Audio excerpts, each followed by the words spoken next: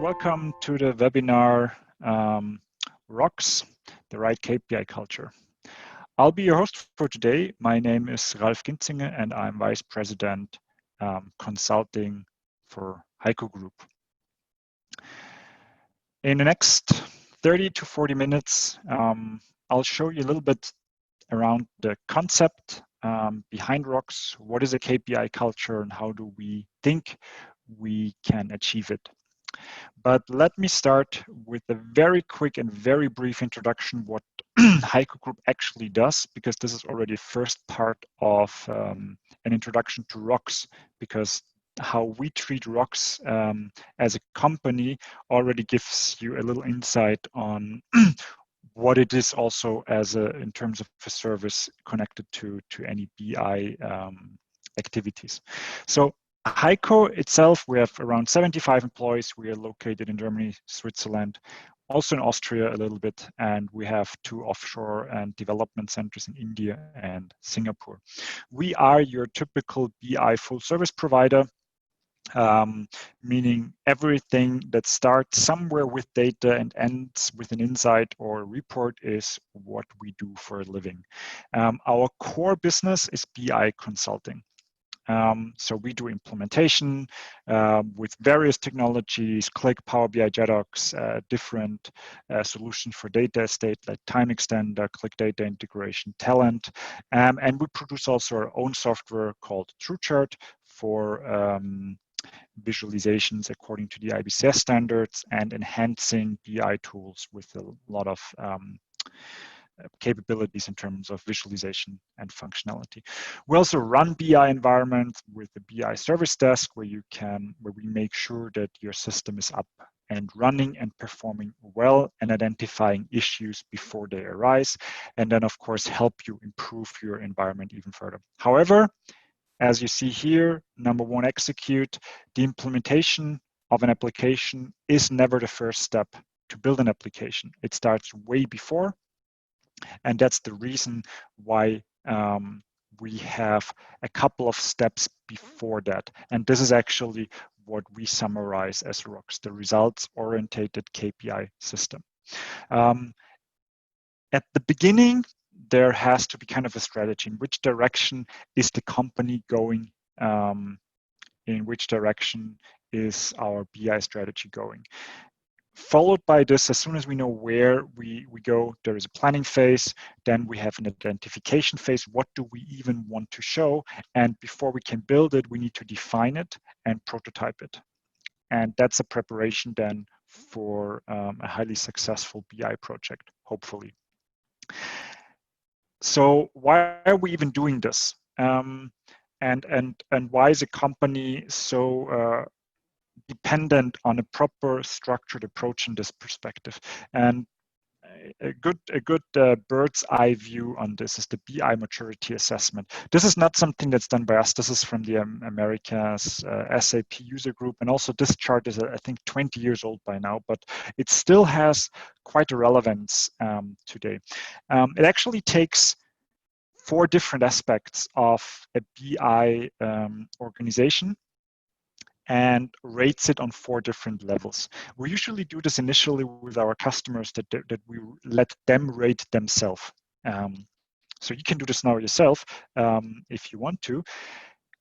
What we are in for here is, you see, level 1 is pretty much everything does what they want, and they are not really, there's no structure and no process, no standardization, and everyone gets what they're asking for by themselves. This is, of course, a not ideal situation, and there is now 4 levels how these 4 things can be improved. And Rocks focuses heavily on the information analytics part. So as a second step, we want to know which KPIs we have. In the next step, we want to use them effectively, and then we want to make sure that we analyze and manage the full value chain and have our KPIs linked to our strategic objectives. And this is what Rocks wants to achieve for an organization. The other parts are pretty much anyway considered in a typical BI strategy project. So a BI strategy usually starts with a decision on a technology, or this is at least a major point of it. So the whole point application architecture is a core pillar of every BI strategy. So that's anyway addressed. Standard and processes is also something that an organization has a dire need to do, and therefore is usually addressed actively. But also ROCs here helps to identify missing processes. And then of course, governance is sometimes even a legal requirement to have. So the only thing left usually out of the game is information analytics. And we have had a lot of discussions with customers where this topic is usually handled like, hey, we want to, this is our BI strategy, this is the tool we have decided for, and this is all the concepts we have written. And then when we ask, hey, okay, what application are we building and what are the KPIs? The answer usually is, look, this is a report we currently have. Can you just build this in Qlik or in Power BI? And that's not a proper strategy. So ROCs can help with that, but the question you have to ask yourself first is, where does a KPI strategy even begin? And the metaphor for mountain here is something I chose because you need to decide on which level of the company you're doing ROCs for. Ideally, this is done on corporate level, so for the whole organization. However, this is not always possible or not always something you aspire to do, especially in larger organizations. If you're a multi-international company with tens of thousands of employees and different business lines that don't even relate too closely to each other, that could be an absolute overkill. So for larger organizations, or especially for larger organizations, we can trim it down a little and make it and do this whole thing on division or sector level. So meaning that we focus on one specific part of the business. And we can even trim it down further, going on department and team level. Regardless of which of those levels we at the end settle for when we do a ROCs initiative with the customer, the most important thing is that we have the head of the peak as part of the team. So on corporate level, it has to be C-level, the board, a managing director, something. On divisional or sector level, it has to be the head of that division that is part of the team. And of course, on department or team level, the team lead has to be an active part of this project.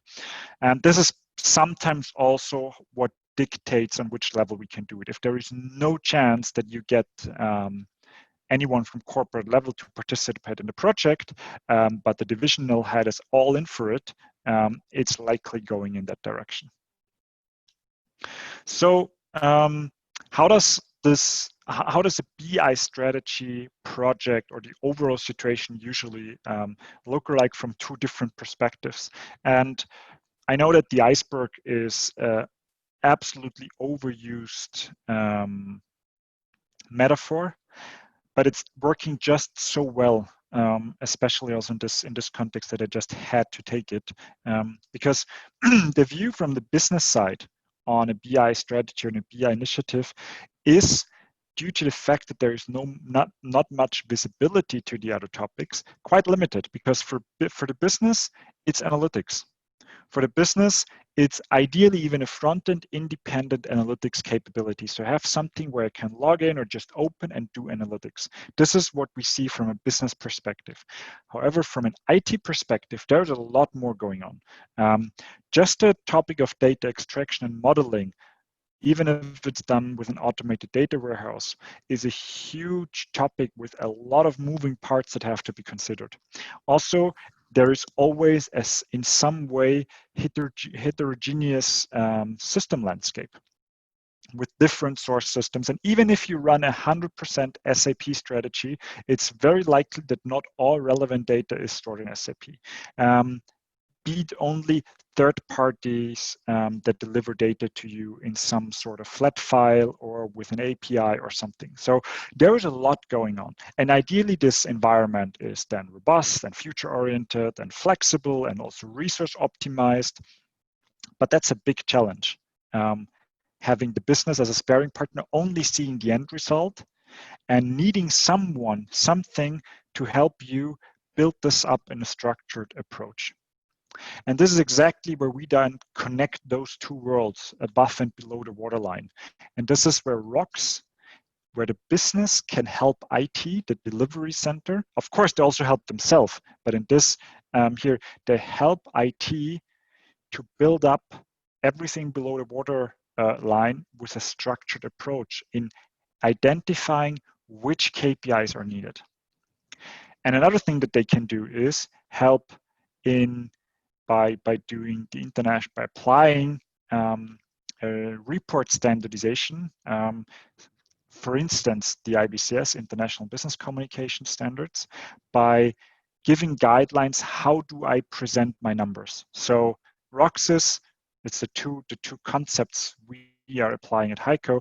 ROCs, which KPIs do I even need? And IBCS would then answer the question, and how do I want to present them? And if I have those two key questions answered, it's a very good fundament to build on whatever you need to build in terms to reach your aspired goal. So what is ROCs? In a nutshell, ROCs is a 7-step process.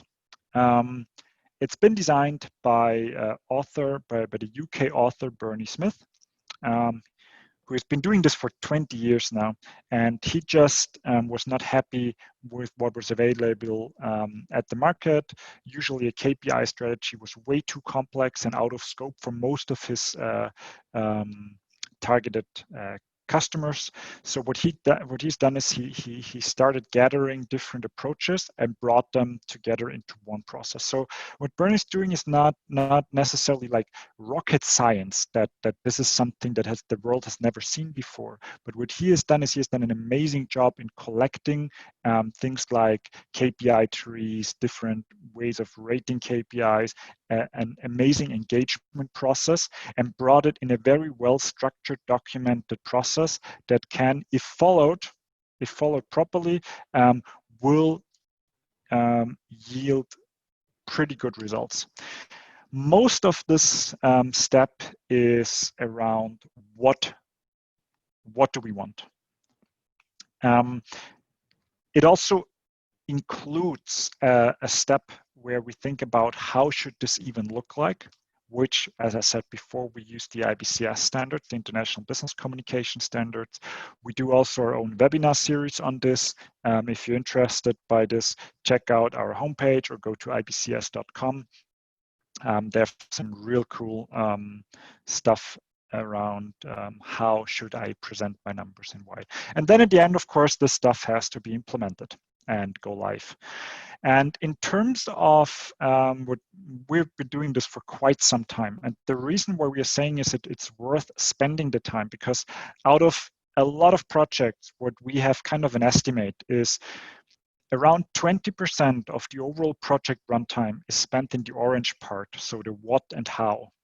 However, when we think about where do we have the biggest impact on the overall quality of the result, it's quite the other way around. So in the area we spend little time, we have the biggest impact on the quality. So if we know where we want to go with that, if we have all the right people engaged at the right time, and if we identify exactly what we want and how this should be presented and have defined it properly, then the implementation cannot possibly go wrong anymore. There's only a little left and right that can happen. So the preparation piece pays off. Every day you invest in the beginning pays off 5 times in the implementation.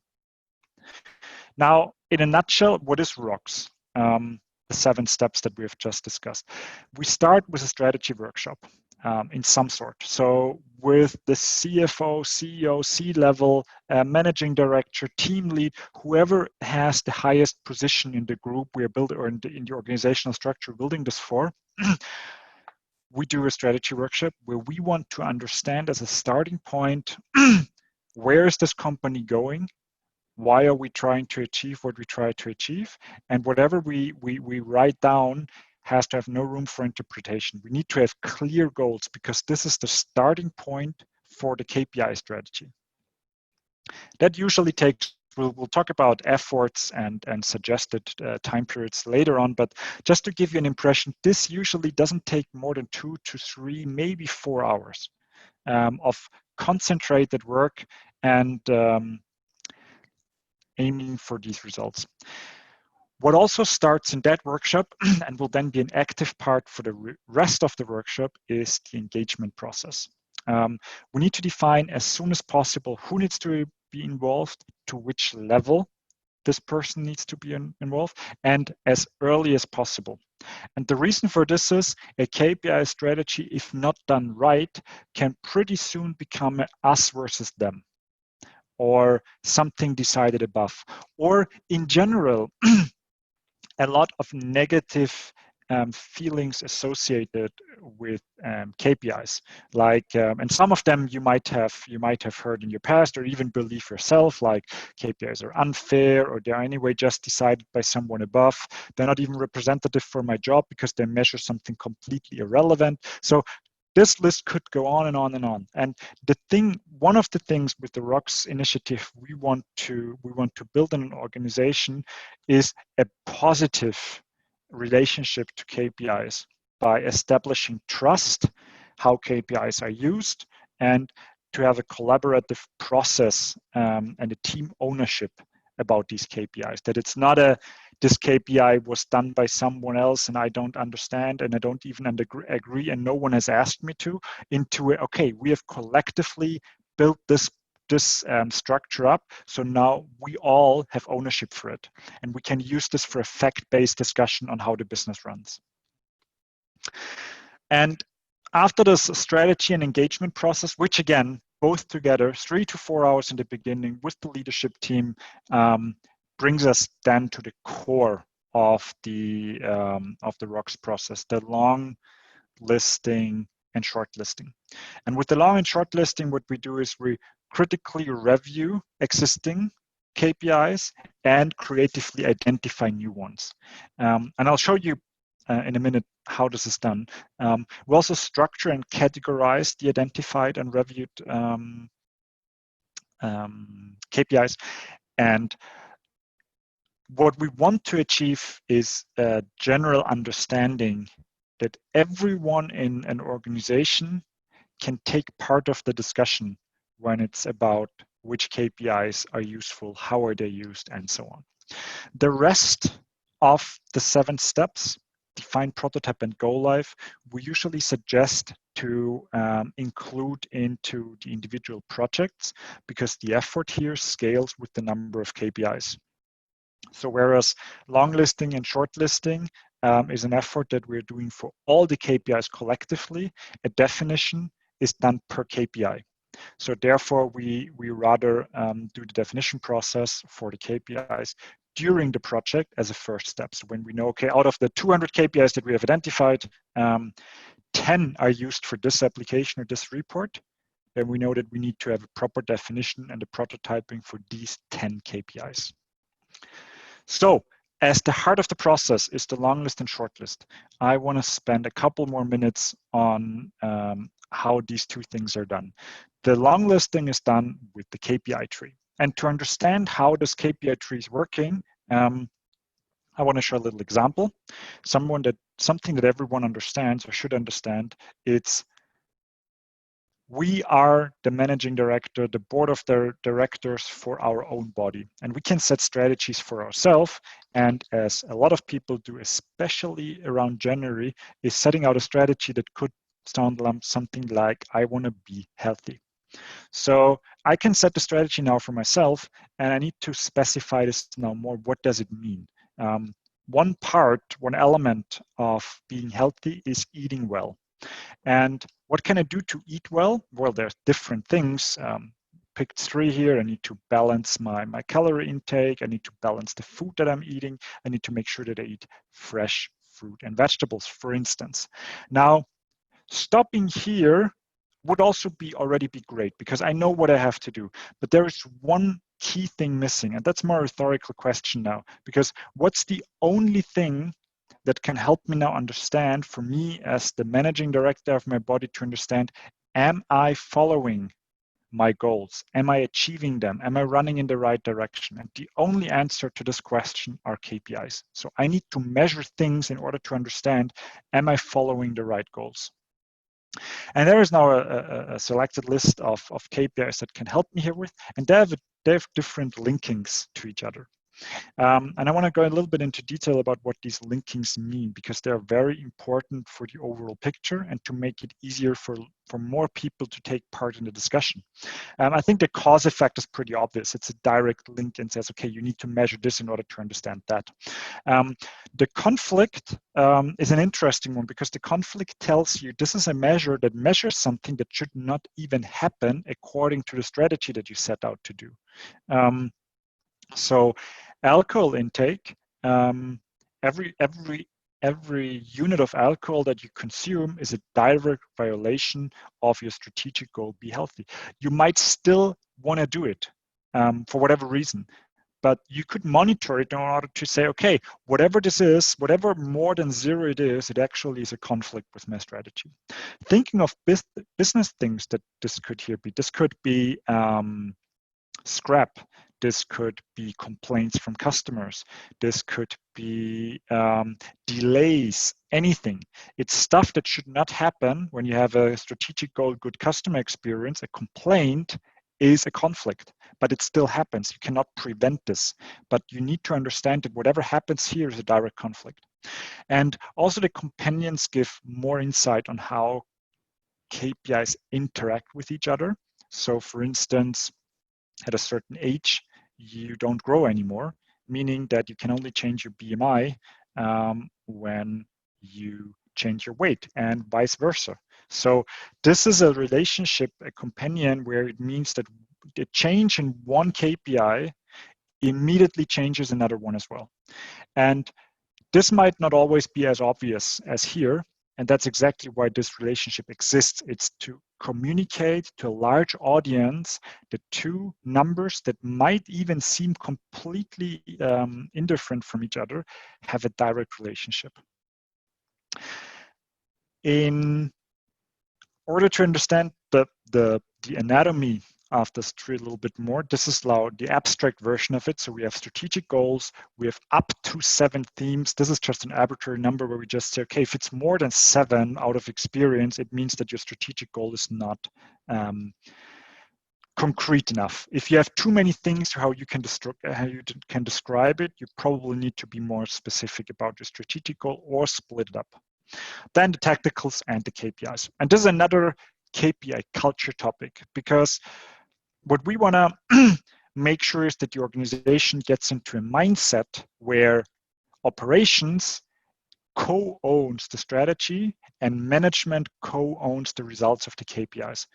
What we want to clean up with is a more typical or dystopian outlook on this, where the operation says, hey, I don't care about the strategy of the company, I just care about my individual team or my scope of work. Or management says, hey, we define the strategy, and operation is then solely responsible if targets are not met. What we want to achieve is that there is a common understanding is management is an enabler that operations can achieve the targets, and operations is an enabler that the management achieves the strategy that they set out to do. So it's a cooperative effort that KPIs can be a great way to get this mindset into a company. What we also want to make sure is that performance indicators are identified and that it's understood, especially by management, that they should not, that's exactly where they should not run around. It's usually the little things. It's the individual KPIs that you start bothering someone in sales. If the CFO is asking someone in sales why he hasn't sent a lot of, offers out, or why there are less leads this month than last month, it's very likely not his focus area. And he should not care about it. What he should care about is overall strategic KPIs that tell him as a CFO, if the company itself is going in the right direction, and if he's seeing that the KPIs on the sales side are going down, he can then delegate the task to the head of sales that is then looking at performance indicators. So having clear boundaries and borders, who is responsible for monitoring what. So in a summary, with a KPI tree, we want to reduce a very complex topic. And you will feel this for yourself, because if you already have a KPI database, great, but I can almost assure you that no one really works with it, and it's quite threatening to look at it, because it's usually a huge list with a lot of information. This tree makes a complex topic very easy to understand. And even if this tree is a lot bigger, and we'll see 2 or 3 larger trees later on, it's still a good base for communication and a common understanding that everyone knows how these things work together and why we're even doing this. So here, as promised, this would be a more extended tree for Be Healthy. So there's, of course, way more to it than just eating well. You need to make sure that you're aerobically fit, the psychological factor, relaxing, sleeping. All this is the bigger picture and the overall view of Be Healthy, and a lot of different KPIs associated with it. Also a customer example from a call center, where the strategic goal is good customer experience. So what does this customer experience mean, and how is this represented in KPIs? And I like this as example especially well, because it proves one point quite clear. When you think about your last interaction with the call center, think about how the call agent treated you and how you felt when interacting with him. And why is this important? Because it shows pretty much it's the person didn't treat you based on his own passion about treating customer, at least not to 100%. Also not because of his character. He treated you as he treated you because of targets. He has either a target of a first response, that the first response solves the issue and you're not calling back, that you leave a positive review, that you don't have to be forwarded to 3 other colleagues, average handling time. So there's the target, and this target dictates the behavior of people. So targets are measured by KPIs. KPIs belong to a strategy, and that's why this whole thing is so important, because if you start measuring the wrong things as an organization, you will also change the behavior of how people interact within your company. I can guarantee you, we are a consulting company. It doesn't make any sense to measure how many emails our consultants are writing. There's zero relevance to this. But if I can promise you, if I would start measuring how many emails my consultants are writing, and I would make sure that this number is shown somewhere, even without setting targets, even without putting incentives on it, I can guarantee you the number of emails that those guys would start writing would increase. So you have to be very careful what you're measuring, where you're setting targets to. So don't just measure anything you can, just because you can. Measure things that are relevant and that force or incentive the behavior that you want. And in full transparency, we have done this process for ourselves as well, because you have to taste your own medicine. And this is one branch of the HICO-Group consulting tree. And I'm showing you this because it contains most of the KPIs that you would assume a consulting company has. So, and I want to show this also because this KPI tree is not necessarily only here to identify the new KPIs. It's also here to understand why you are measuring the numbers that you're already measuring, like our net and gross utilization rate, billed days, average daily rate, revenue per employee, the sick days. Sick days have a negative impact on working in profitable client relationships. Can we prevent sick days? No, but I need to understand that a sick day has a negative impact on this tactical. Same is client-facing non-billable hours.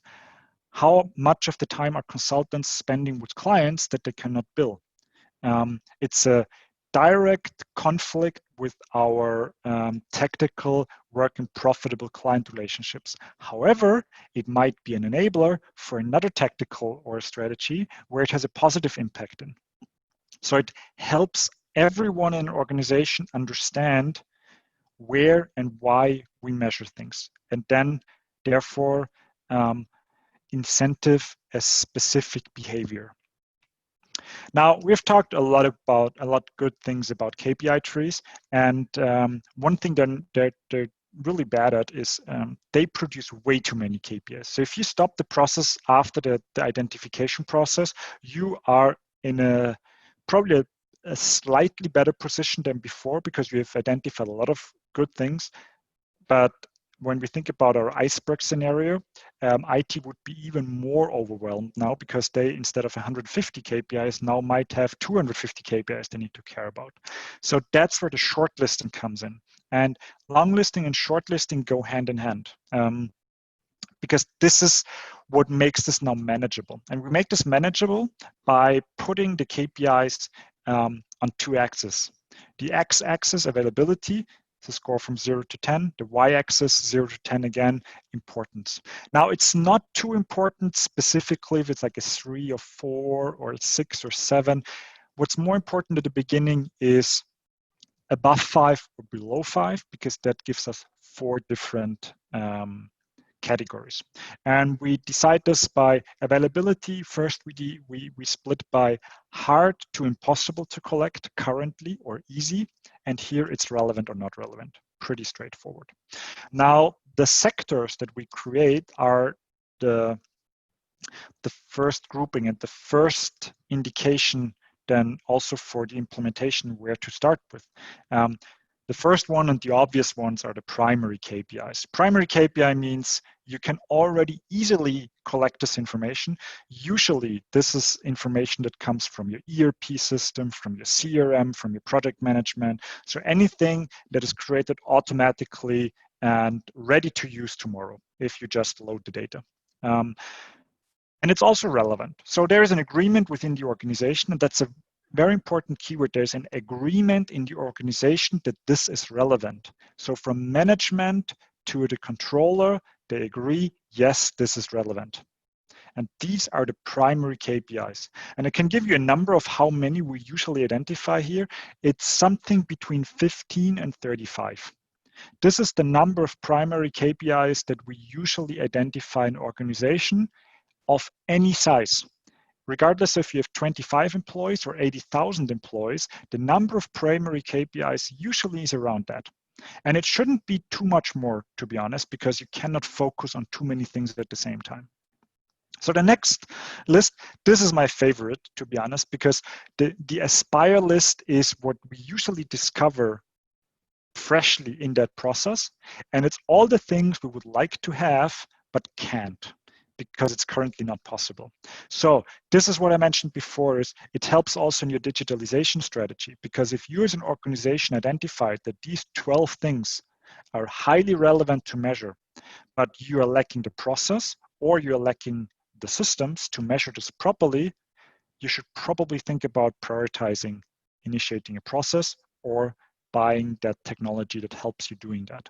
So the Aspire list is something, it's the wish list that can spark another couple of projects and discussions about what should we do next. So the ROCS process can also be a catalyst for digitalization strategy. So doing a ROCS process and finding out, what you want to know about your organization can give you a spotlight on gaps in your processes and digitalization strategy overall, because it says, hey, you cannot make this, you cannot do this KPI because you don't have the system ready in place, or this is still a manual process and way too much effort to do it.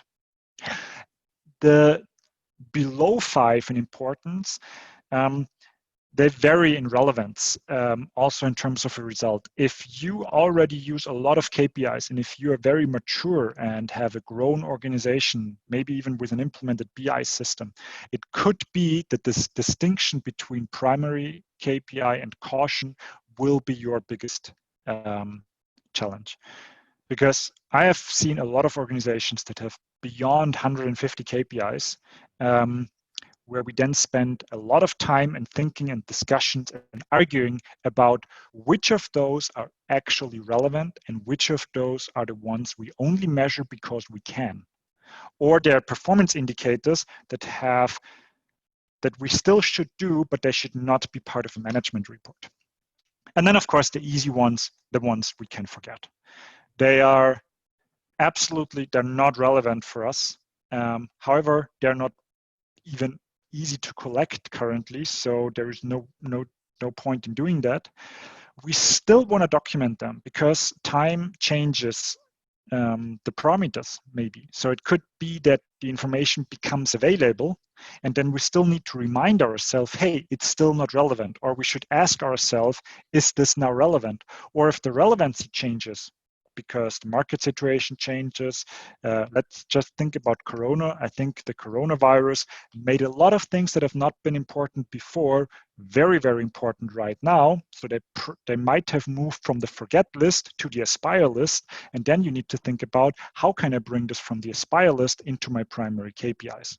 So this is a living organism. That's why a ROX process or this initiative is not stopped at one point. Of course, the initial project taking a couple of days or weeks is done at some point, and then you have a version 1.0. But we highly advise to repeat this process at least once or twice a year in a way smaller scope, but just checking if this is still accurate. And you can even do this yourself and just, hey, go through. Is there new KPIs that we have identified? Has our strategy changed maybe? Especially now in this Corona time, we have seen for a couple of clients that they completely shifted focus or had to shift focus. And then you need to make sure that your selected KPIs reflect that shifted focus. It doesn't make sense if your sales staff is not visiting customers anymore to monitor the number of client visits. That's not relevant anymore. So it comes from primary KPIs to the caution list. But other things might become highly relevant. So these things are moving all the time. So keep an eye on them. This is how we did this. This is the result we have done for HICO itself. So you see, of course, we have dots all over the place. We have a couple of primary KPIs in the right corner. There are the typical suspects: billable hours, utilization rate, revenue per employee. But as I said, for me, that's the obvious thing where we kind of pat our own backs and say, yes, this is important. What you also see right bottom corner, caution list, almost none. Very limited number. Reason for this is we have been not very mature using KPIs. So we have not spent a lot time on creating KPIs and measuring different things. So that means there was not a lot of things that we were discarding because in total we were not using too many KPIs to begin with. However, as we were not quite mature with our information analytics internally, we had a huge list of aspired KPIs. And we are to this day working to get some of those KPIs from the aspire list to the primary list. So we've actually initiated a project after this called Kpi Hero, where we to this day work every week on this whenever we have time to make sure that we make these things available. So that's kind of the core now of the process. And to round it up, when you know which KPIs in general on a tree you should have, you have prioritized and structured them properly, and just put yourself in that situation. Just think about you're in an organization now where a large group of people has a common understanding what's important, what's needed. I mean, that's already a great start. And now we go one step further because now we know which KPIs are relevant. Let's think about the primary KPIs, for instance. That's usually the ones we start a definition with. And the definition, the reality of defining KPIs has a lot in common with eating well or eating healthy, like broccoli or other vegetables, because we know we should do it because it benefits us. We know it helps us. but we still rarely do it. I yet have to encounter a customer, and I've been doing BI for almost 15 years now, and I have yet to encounter a customer that's doing proper, thoroughly, regularly updated documentation. I don't believe that this even exists globally. However, there is not just black and white. There is not just no documentation, perfect documentation. And with rocks, we will not solve the issue that people just don't like to document. But what we will do is, as documentation is a part of the rocks process, and we start to establish some processes here that we are very confident that we can increase the level of documentation significantly. This starts by establishing a KPI database. And either we establish this tool supported with certain software, or if it's just a simple Excel list, but we will start a KPI database.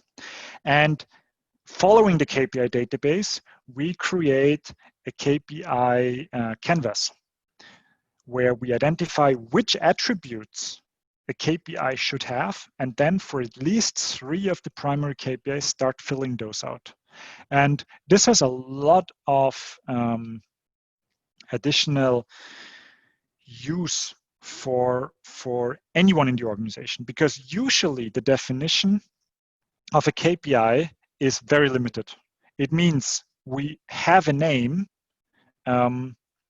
and ideally we have a technical definition within the system the KPI has been built. So this is sum of sales for those 2 accounts. And then this is net sales, for instance. But there's a lot more information that we should think about collecting for a KPI, like who has it been designed by and who has it been designed for? When has this definition has last been updated and what's the version of it? Why are we even measuring this? What's the purpose of this KPI? The target, usually some KPIs have targets. Our stance on this is every KPI must have a target, because if you don't have a target for a KPI, why are you even measuring it?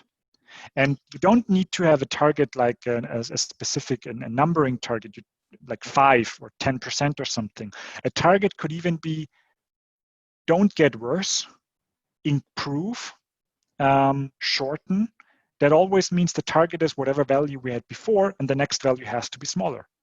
So there's always creative ways of battling this, but a target is absolutely necessary, because if you just measure it for the fun of it, there is no reason of doing it at all.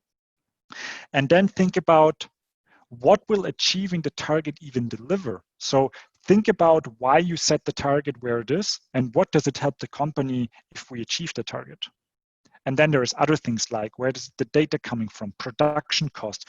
Production cost is something where I've seen changing some managers have changed the color of their face when they realize the production costs of certain KPIs they're not even properly looking at.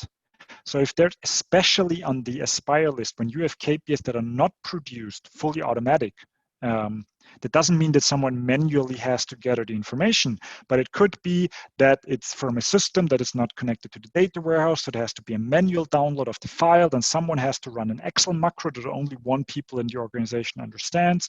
They have to manually model the data, delete some errors, upload this to a server, then it gets picked up by a script, and so on and so on and so on. So it could be that this takes 4 days every month. And if you just make the organization aware of this, then you either might get the budget to change it, or it's decided that this KPI is not relevant enough to have this effort put into, and just stop doing it, or decrease the number of times this is done from once a month to maybe once every quarter or once a year. So this helps both sides. This helps the decision makers understand what are they asking for from the organization, and it helps the organization putting a spotlight on the pain points, and then getting a decision, okay, it's still worth doing this, the 5 days we invest this knowingly, because it's so important for us.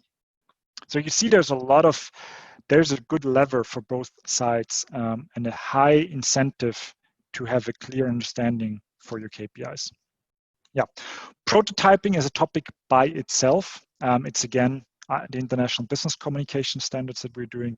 Check our homepage, check ibcs.com. We do webinars on this highly relevant topic, and it helps making sure that the information is understood fast and correct.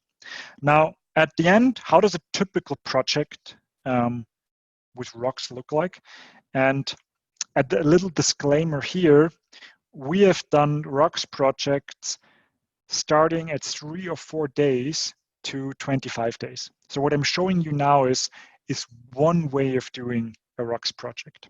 Usually what we do is, before we even write an offer for a ROCs process, we have at least half an hour of a pre-discussion to understand where you are currently, understand what you want to achieve, understand also your boundaries, your financial boundaries for that project, and then we can do a backwards planning, saying, I just had one yesterday afternoon where the lady said, look, I have 10 days available for this. How would this ROCs process look like if we can spend 10 days on it? And then we started, creating something where we say, okay, this is how we could most efficiently spend this. But I also had this discussion with 4 days, and I also had this with 35 days so far. So just take this as a starting point for discussion. So strategy and engagement, we usually do this on the same day, and the external effort is something around, a day or 3 days, depending on the level of preparation that we have to spend. But this is then the first workshop that we have. Then we have long listing and short listing. Now there's 2 ways of doing this. Either we do with every team, with every business team, we do a long listing workshop, 4 hours plus preparation and consolidation. And then with the same teams, we do another round, then shortlisting everything, another 4 hours plus preparation and consolidation. We can combine this, of course. If there is less budget available, we can make this a little bit more streamlined, a little bit more less in-depth, and combine the long and short listing workshop into one, for instance. That could be one of the things to work on this. We always plan an overhead, because the reality proves that there is then probably a session more that we have to do, or probably a workshop that we have to run again, because there have been so many ideas that we need to do another 2 or 3 hours with the team. So if we summarize this for an organization, couple of hundred employees, done for the whole company, this is one example. So we spent 2.5 days with the planning, preparation, the strategy and engagement workshops. Then we spent 5 days per team, 1 day per team for 5 teams on the long listing, so 5 days. Then the same for short listing, another 5 days. Then we had 1.5 days roughly of overhead. So rounded up to get an even number, 14 days. So this is kind of how this is built up. These are the main players. Clear strategy, engagement, and preparation is usually around a day plus. And then the long and short list are obviously the ones that take the most effort. So that's where we usually identify how many teams do we want to build, who should be part of the team, do we do long and short listing together, do we do it one after the other, and so on and the like. But again, if you want to understand how a ROCs workshop could look like in your organization, just approach us, and we can do a 30-minute initiation call, where at the end we have a clear understanding if in your environment this would be a 3, 13, or 30-day project. Last but not least, because advanced analytics is still on everyone's mind, and you might now ask yourself, what the hell has this to do with ROCs? And actually, it has to do quite a lot with it. And I've shown this slide once at a customer at the larger presentation, where there was one data scientist just listening in a little bit. And at the end, he came to me and just said, Ralph, thank you, because this is exactly what we are struggling with. And I'll show you what he meant and explained it to me. And then after I talked to this guy, I built this slide and added it to the presentation, because to understand, because if you just take I'm just showing you a chart that Gartner did back in October 2014, but it still is for me the most condensed and easiest to understand slide what the different steps of advanced analytics are. So we start somewhere with data and we want to do an action. So we want to do something based on information that we get from data. And before we can do an action, there has to be a decision done, like do we do A, B, or C? So from data to decision, there is the descriptive analytics, what happened. It's kind of the, you load data from your SAP, you analyze, and then you find out, okay, this happened. Then there's a lot of human input in order to come to decision, and then you can take an action. So advanced analytics is now step by step taking out the amount of effort you have to do as a human to input to come from the data over decision to an action. So the next step is diagnostic. Why did something happen? Less human input necessary. Then we have, I think that's kind of the buzzword of the century, predictive analytics. What will happen, which reduces the amount of human input necessary to reach a decision significantly. And then the last two are prescriptive analytics. So it's telling you what you should do in two ways: decision support. So it's providing you directly with the decisions that you can take one and then just say, okay, let's do that. Or decision automation. So there is no human input between data that is generated and an action being taken. Thinking about stock exchange, high frequency trading, that's pretty much decision automation. Algorithm and logic checks for changes in the stock market and automatically buying and selling stock.